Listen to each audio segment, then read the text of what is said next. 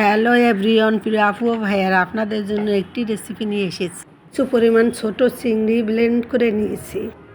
চিংড়ির ভিতর দিয়েছি 2 কাপ বেসন, 2 কাপ পেঁয়াজ কুচি, হাফ কাপ মরিচ কুচি, 1 চামচ ধনিয়ার গুঁড়া ও 1 চামচ হলুদের গুঁড়া, স্বাদ মতন লবণ দিয়ে ভালো করে মাখিয়ে নিব। প্রিয় আপু ও ভাইয়ারা, ভিডিওটি সম্পূর্ণ দেখবেন। তেলের ভিতর বড়ার শেপে এক এক করে দিয়ে দিব। যা কিছুই রান্না করি আপনাদের সাথে শেয়ার করি।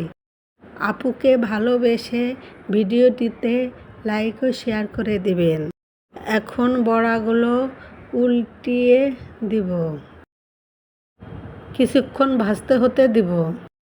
বড়াগুলো উঠিয়ে নিব। এই বড়াগুলো অনেক মজাদার খাবার। তৈরি হয়ে গেল আমাদের চিংড়ি মাছের মজাদার বড়া।